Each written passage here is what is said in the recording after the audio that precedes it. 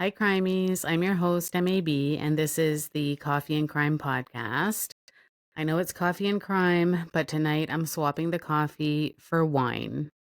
I was really hoping you'd join me tonight and we could celebrate the return of Jack and Lily being home, but it's not the case.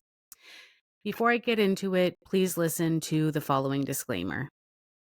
The content delivered through this podcast will at times be graphic in nature and describe criminal conduct which includes but is not limited to violence, sexual assault, and homicide. All suspects described in the podcast are considered innocent until they are found guilty in a court of law. I'm not an expert on any subjects covered, I'm just an interested party. The content will be troubling and upsetting to some people, therefore, viewer or listener discretion is advised.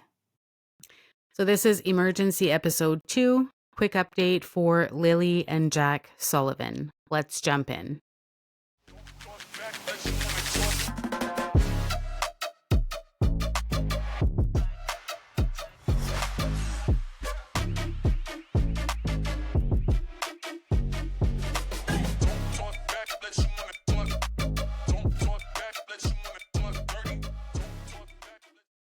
So a few days ago, I dropped the initial update and everything was still so fresh that I barely had any information to share. So just to go over what I shared last time, Lily 6 and Jack Sullivan 4 were last seen at their home on Gaylock Road in Lansdowne, Nova Scotia around 10 a.m. on Friday. The mother, Malaya Brooks Murray, spoke with CTV News, and this time I'll let you hear what she shared with them in her own words. Please take a listen. I'm just staying as hopeful as possible. I want them home. I want to hold them. And I want them home. RCMP say there is still no sign of two siblings who are believed to have wandered away from their home in Pictou County. They were last seen around 10 a.m. on Friday in the community of Lansdowne Station. RCMP say the search is ongoing and multiple agencies are now involved. So they say footprints in the driveway were leading to the road. And then there was a possible sighting of a footprint during the search later on as well. So just take a listen to this video. It's easier than me explaining. It's now day 3 in the search for Lily and Jack Sullivan, who were first reported missing on Friday morning. Search crews continued looking throughout the woods in the Pictou County community of Lansdowne Station overnight, with no intentions of slowing down on Sunday. About 160 search and rescue volunteers are on site, pushing ahead through rainy and foggy conditions. They're looking for two siblings, aged 4 and 6, who were said to have wandered off from their home on Gaylock Road in Lansdowne Station Friday morning. They were first reported as missing to the police around 10 a.m. Police say there's no evidence to suggest the kids were abducted, adding that personnel will continue to expand the search area. There was at one point a possible footprint identified, and based on that, the searchers have now started doing grid searches around that area just to expand to see if there's anything from that. So, the 2 DNR helicopters and 4 drones that are active in the area have technology that can identify body heat. While the helicopter's radar can't see through trees, the drones have more flexibility in scanning hard-to-read areas. The Provincial Emergency Alert System was activated Saturday afternoon, notifying the surrounding area of the missing children. A vulnerable missing person alert was sent out on Friday. An Amber Alert was not activated as police say the children were not believed to have been abducted. We're still continuing with the missing person investigation. We still believe that they left their house and wandered off, and we're trying to bring them home. RCMP say Halifax Fire has provided several heavy urban search and rescue dogs to assist with the mission. Lily Sullivan is described as having shoulder-length light brown hair and could be wearing a pink sweater, pants, and boots. Jack Sullivan has short blonde hair and was wearing blue dinosaur boots at the time of his disappearance. As of now, police say there's no plans to end the search, as crews are set to continue working into a third consecutive night, operating around the clock in hopes of bringing Lily and Jack back home. Mitchell Bailey, Global News, Lansdowne Station, Nova Scotia. So in initial reports, they describe what Lily might be wearing as a pink sweater, pink pants, pink boots, and it's also possible Lily has a white backpack with red strawberries on it. There was no initial description of what Jack might be wearing other than his rubber boots. There are multiple teams searching by air and land, and they have helicopters, drones. I think I saw recently it's about 8 drones total. And they do have thermal imaging, so they can detect heat while flying. And I guess it's easier at night. But there's approximately 160 people searching, including dogs. So I know I saw a lot of reports or people questioning why they had no search dogs or canines. They do. So around the trailer where the family lives, it's a heavily wooded area and it has like thick brush, etc. So it's really not easy to find anything or anyone, let alone little kids. And as I mentioned last time, they're using the ribbon method. So like they mark grids off for where the searches already occurred so they can avoid searching the same areas twice. It's a very organized search, which is really good. Last episode, I also talked about the statement that Premier Houston released. And if you want to watch the episode, I'll try to remember to link it in the show notes. If not, though, it's really not hard to find on my channel. Okay, so here is where we get into as many factual details as possible. Sunday, stepdad Daniel Martel said he wants authorities to monitor the New Brunswick-Nova Scotia border in case the children were abducted. Listen to what Daniel has to say in his own words.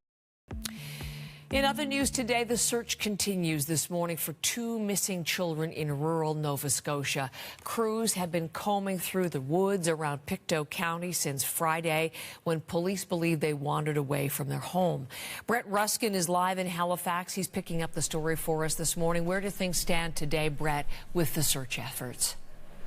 Good morning, Heather. Yeah, search efforts are continuing this morning for these 2 missing children here in Nova Scotia. So we have 6-year-old Lily Sullivan and 4-year-old Jack Sullivan. They went missing on Friday morning. Now, we heard from the children's stepfather recently. Here's what he had to say about this situation.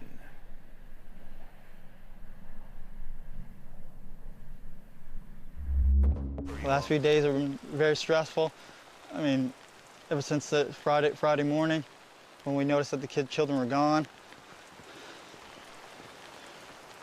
Immediately jumped in the vehicle, surveyed all the areas, many dirt roads, many culverts as I could, and waited for the police to get there.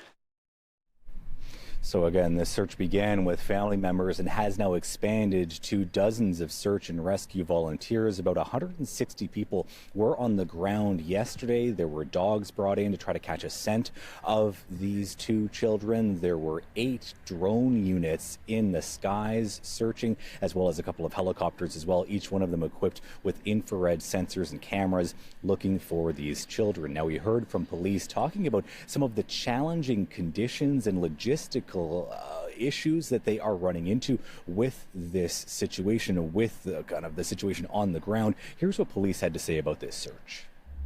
With the wet weather, it makes things a little more complicated for our searchers. Given they're in the woods, it's wet, things are slippery, footing's not the greatest. It's the water's it's not the best, but they're still trudging through and they're still working hard at doing the job that they have to do.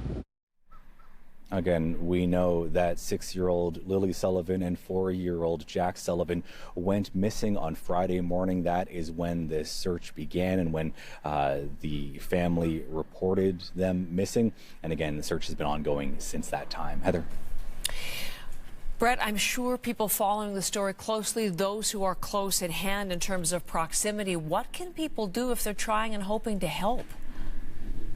Yeah, folks might think that, hey, I live nearby, I could hop in the car and go and search through the woods. I can help out as well, but that's not necessarily what officials want. They say this is a very coordinated, very organized search. They know where each one of the crews are. They know the areas that have been searched already and the areas that they are now focusing on. So advising residents to not just drive out and try to help out with the search on their own in the woods. One thing that people can help with is searching their own properties, looking in ditches, culverts, sheds, or any other possible hiding area that these children may have used for shelter. That is how people can help. And again, we know that the temperature has dropped a little bit overnight, but we haven't seen below 0 temperatures. So again, these search efforts are continuing now, beginning their 4th day of searching. Heather. Brett, that's important information. Thank you so very much. Brett going to be keeping us right up to date on the ongoing search.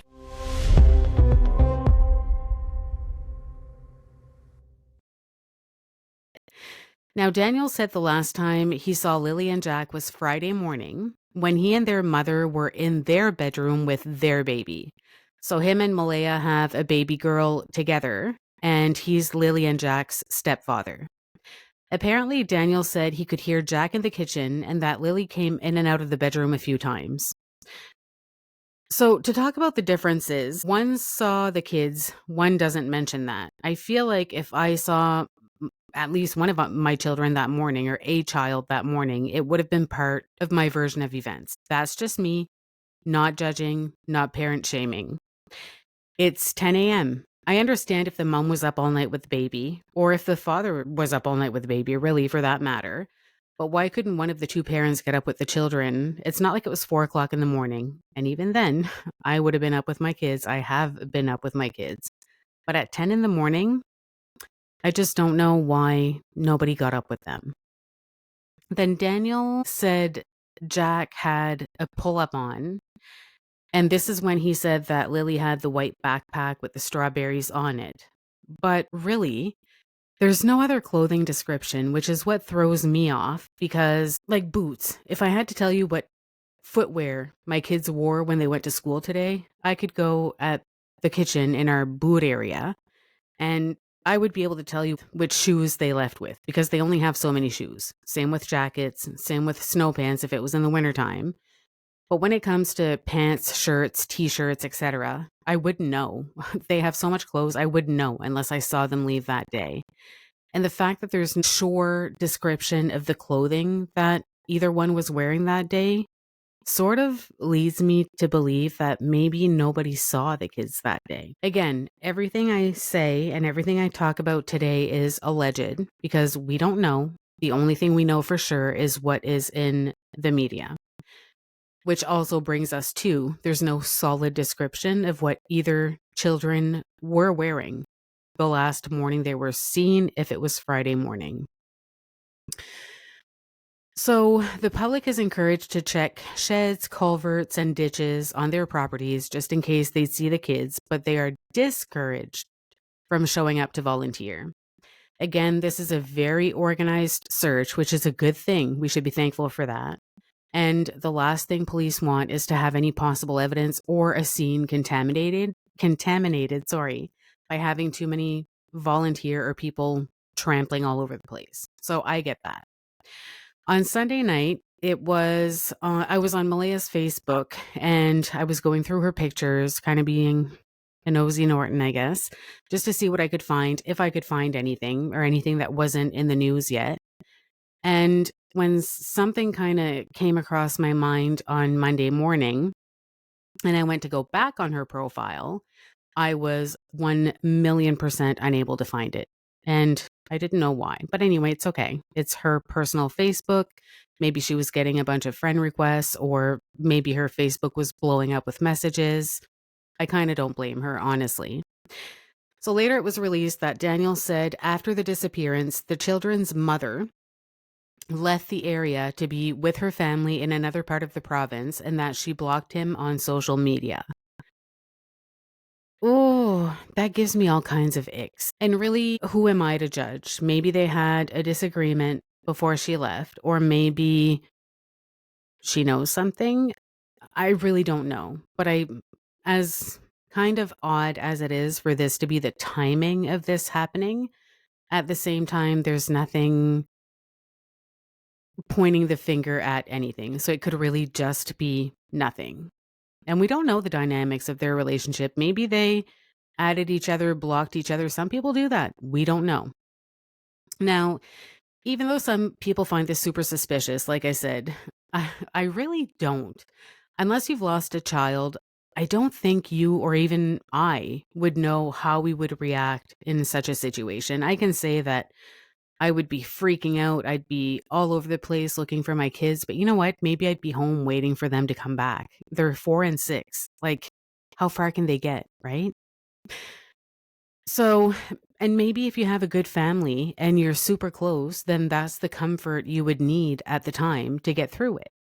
I know there's always two sides, but I'm just trying to see the side that seems to be the less popular side to see right now. Also, something that popped in my head is that when police were asked if the major crime unit was involved, they said a variety of teams are working on the investigation. So they're not confirming, but they're also really not denying. I have a screenshot on my phone of a post that was shared on Facebook by someone. I don't really feel the need to mention that person. I'm sure if you go digging deep enough, you'd be able to find it too. And this person volunteered at the school and allegedly has firsthand information regarding the kids. So I noticed sometime later that the post was removed, but I did see it with my own eyes, and I do have the screenshot. I will put it up on the screen. So that post said, I know these kiddos only from volunteering at the school, but with so much misinformation going around, it's important that we stick to the facts and the facts only. They go on to list the facts that we do know as the following. Neither of the two children have a confirmed diagnosis of autism. So I guess in a way, I'm not trying to parent shame again, but if you don't know for sure, like if your children have never officially been diagnosed with autism, then maybe that's a statement that you shouldn't just be throwing around. Get them diagnosed so they can get the help they need. They're described as low verbal, not nonverbal, because you can't always make out what they're saying. So it's not that they're not talking, it's just that people don't necessarily understand what they're saying. Jack and Lily are Indigenous. Family members on the scene Friday told this person that it's quite possible Lily had a red jacket on and may have had a white backpack. So again, this goes back to Daniel's description of the white backpack with red strawberries on it. And I know there's been a lot of controversial statements about whether the kids were at school the week before this happened. Apparently, Lily was at the school Monday morning because this person was talking to Lily and they were talking about the tomato plants the school is currently growing. And Lily was pointing out all the red tomatoes on those plants. So that would have been Monday morning. Let's assume they were at school until the end of the school day. They were not at school Tuesday. Wednesday was an in-service day. I know my kids were home. They were home. Thursday, they weren't at school. And then reports say, I think it's Daniel that says that they were kept home on Friday because Lily had a cough. So the last day that the public, I guess, saw the kids would have been on Monday at school. So now that we have this information, let's go over things. And please keep in mind that anything I say that hasn't been proven is alleged. I don't own a court suit and I don't have any intention on getting one, so don't come at me. I need to be honest, and even though I have my own opinions about what could have possibly happened, I think it's super unfair that people publicly speak their minds in the way that they choose to do it. I mean, as fishy as the story sounds, we don't know all the facts because police can't release all the facts. They'll release facts that they feel are pertinent in moving the investigation forward, but they can't necessarily just share everything they know about the case just because the public wants to know or just to satisfy the public's curiosity. Seriously, let's think about it. Also, yes, both parents could potentially be involved. However, maybe only one parent's involved, or maybe neither of the parents are involved. Again, we don't know. So you can say whatever you want in private, and you can have whatever conversations you want to have in private. But don't forget that we live in a country where people are innocent until proven guilty in a court of law, and it does not mean the court of public opinion. It almost gives me bully vibes, honestly. So you have all these people that are picking on these two people when we don't even know if these two people had anything to do with it. Yes, there's allegations. Yes, there's speculation. But when it comes to fact, we do not have facts.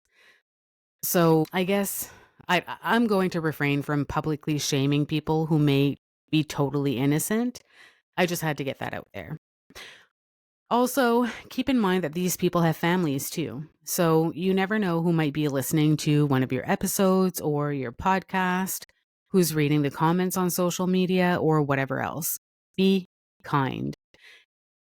I yeah, as a parent, that's all I can say. And even if I was the grandmother of these kids and all I could see was people bashing my daughter or my son, you're going through enough as it is. It's it's unnecessary, it's uncalled for. Be an adult, wait until the facts come out, then go nuts if, you know, somebody gets charged or convicted. So, I want to go over a couple things. The two parents' statements differ. There's no real positive description of what either child was wearing other than the fact that Jack had a pull up.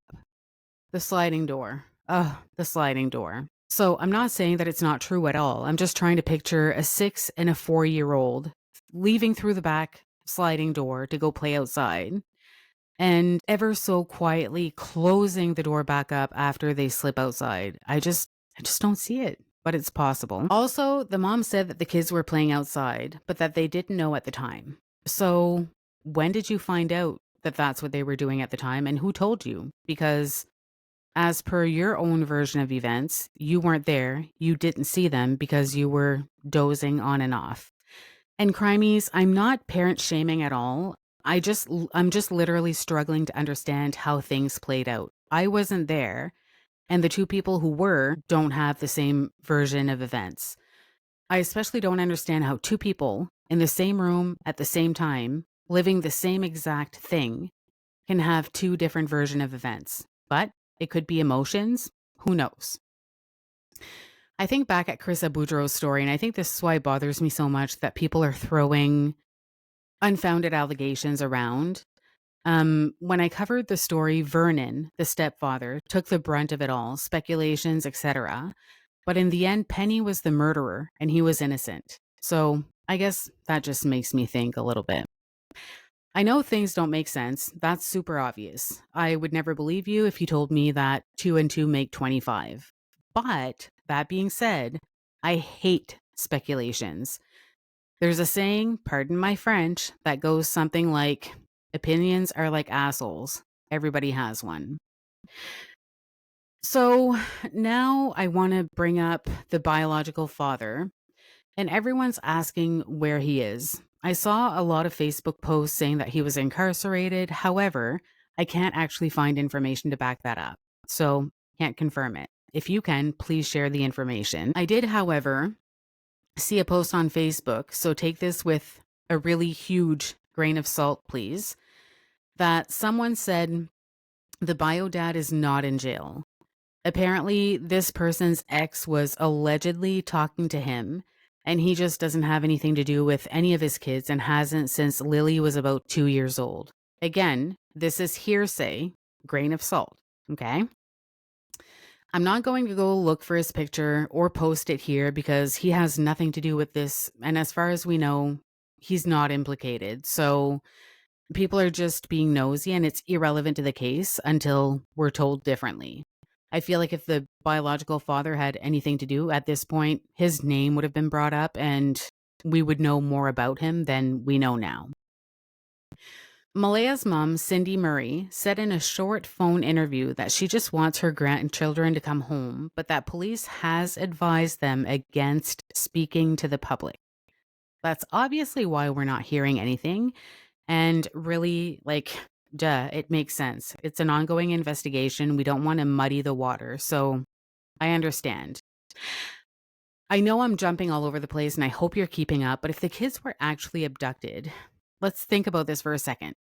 They live in the middle of the woods. They're let's say roughly half a kilometer away from their neighbors. So they're pretty wooded, pretty covered, pretty enclosed. So if the kids were actually abducted, it would mean that someone had to very coincidentally be there when the kids were outside, if that's actually what they were doing, because nobody actually saw them. They live in the woods. It's not like it's a high traffic area where thousands of cars pass and drive up and down in the run of a day. So somebody would just have to happen to be there at the exactly perfect time for these two kids to be abducted. So I have a hard time believing this is what happened, but it's obviously not impossible. Weirder things have happened. Daniel also wanted the RCMP to have coverage at airports. So these two things kind of struck me as odd a little bit. To have surveillance at airports, okay, I can get behind that, but don't you need a passport to fly? Like, I know my ex-partner's two kids went to Cuba and he had to sign documents for them to have the passport. So I don't think you can just fly a 4 and a 6-year-old out of country. Like, I just don't think it works that way. Again, if I'm wrong, please call me out on it and leave it in the comments. It just doesn't really make sense to me. The other thing that I wanted to point out was when Daniel mentioned that he wanted the New Brunswick and Nova Scotia border monitored at the start, like way at the start of this.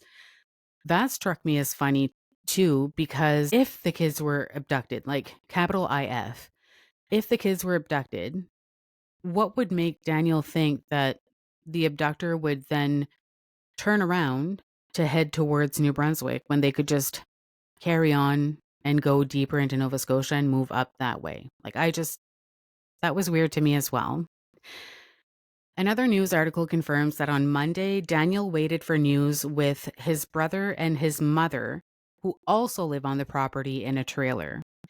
It doesn't say that they live like together all in the same trailer, though, just that they live in one on the property. So they all live relatively close, or at least on the very same property. So I'm just going to pull up an article that was released today by CBC News to quickly recap what we have so far. So bear with me while I skim through the update. So we have confirming again that the two kids went missing from their home in Pictou County on May 2nd. Lily Sullivan 6, Jack Sullivan 4. It says in here that the kids are believed to have wandered away from their family home on Gairloch Road in Lansdowne Station, Nova Scotia, about 20 kilometers southwest of New Glasgow. So I read it was about 30 minutes away from New Glasgow. They say that the children attend Salt Spring Elementary, but that they were not at school on Friday because Lily had a cough, and they were also homesick from school on Thursday. And then, I mean, from what I know, or from what we know so far, based on the media, the last time Lily was seen at school was Monday. Wednesday was an in-service day. Tuesday, there's no confirmation that she was there. And then Daniel confirms they were not at school Thursday or Friday. Daniel said that while he and their mother, Malaya Brooks Murray, were in their bedroom with their 1-year-old baby, Lily came in and out several times, and Jack could be heard in the kitchen, which again differs from the mother's version of events. He thinks the children must have opened the sliding back door, which he said is nearly silent, and went outside. So obviously they must have closed the sliding door behind them as well. Then he says, when we noticed the children were gone, I immediately jumped in the vehicle, surveyed all the areas, as many dirt roads, as many culverts as I could, and I waited for the police to get there. Now, when the children were reported missing on Friday, there was no evidence they had been abducted. So, I mean, I think one of the criteria, if I understand correctly, of an Amber Alert, and I should have looked it up, I'm sorry, Crimies, but I think one of the criteria is that the child has to be abducted, and because there was no confirmation or evidence of an abduction, then the case did not qualify for an Amber Alert. Daniel is convinced that the kids have been taken. That's his opinion. So I guess we'll have to wait to see how that plays out. He said investigators with the RCMP's Major Crime Unit spoke with him a few days ago and with members of his family on Monday. So earlier, when they didn't want to confirm that the Major Crime Unit were some of the people that were implicated in the search, this confirms it. Okay, then they go over the Amber Alert, why it wasn't issued. Okay, and then when last seen, Martel, so I guess Daniel said Jack was wearing a pull-up And Lily was wearing a white backpack with red strawberries on it that should be highly visible. But there's no other clothing description. So, I mean, if she just left in her panties and a book bag, she'd be frozen. And Jack in his pull-up, he'd be frozen too. Throw me in the woods for 4 days in a snowsuit, and I don't even know how I would make it through. So I don't know. I'm trying to hold out hope, but it's really getting to me. And then they go on to describe what Lily and Jack look like, and I'll post a picture of that again. They are also saying that a provincial organized volunteer group, the Nova Scotia Guard, has been deployed. It's their first time taking part of like a volunteer search. They have a picture of the search area and kind of what it looks like. And literally, when you look at the picture, all you can see is green. Like there's roads and there's a couple things here and there, but it's literally all green. So I can't imagine what they're going through trying to find these two kids, honestly. Again, the searchers are using pink ribbons to mark areas that have already been covered so that they don't search the same areas again. And what else do we have on here? Obviously, the almost 43,000 people in the community are just devastated. That's to put it mildly. And nobody's giving up yet. So I guess, again, it's really easy, and I think it's human nature to jump to conclusions when there's a lack of facts because people are trying to bridge together the connections. But I'm just afraid that we're, again, throwing around unfounded accusations, and this could be super harmful to a person's family, a person's mental health. We don't know. As fishy as the story sounds, sorry, I'm knocking over my mic and everything. As fishy as the story sounds, or as much as things don't seem to be holding up, I think we need to be careful of how of the type of comments and stuff that we leave in forums or like on Facebook and in groups, etc. And yeah, I feel like this is pretty much the end of it. So I'm really, really, really hoping that we'll get an update and that they'll be brought home soon or sooner than later. Today was day 5, and I don't even know what to think. I don't know what to say. They're 4 and 6. They're just so little. They're just babies still. So, in conclusion to the episode, remember that we should put our energy where it counts, which is to find Jack and Lily and bring them home. I'm not sure if I'll release an episode on Sunday. It depends really how this case goes and what updates we get, if any, because I think I'm going to make my priority this case for at least the rest of this week until we see how it unfolds, I guess. So everybody did so freaking awesome in sharing the episode last time. Please do it again. We were able to reach over 50,000 people. So I'm just blown away by that. This is like when we talk about spreading awareness, and when I talk about the reasons why I have this podcast, or part of the reason why I have this podcast, this is why. Like, I'm so proud that so many people banded together and just pushed the information through. If I reach 50,000 people and then some, think of every other person who shared it and every other person who saw the post. Like, this is huge. This is huge. Let's bring Jack and Lily home. So, thank you all so much for your support, Crimies. Please subscribe, share, do all of the things, and remember, crime is a waste of time. Until next time, bye, Crimies.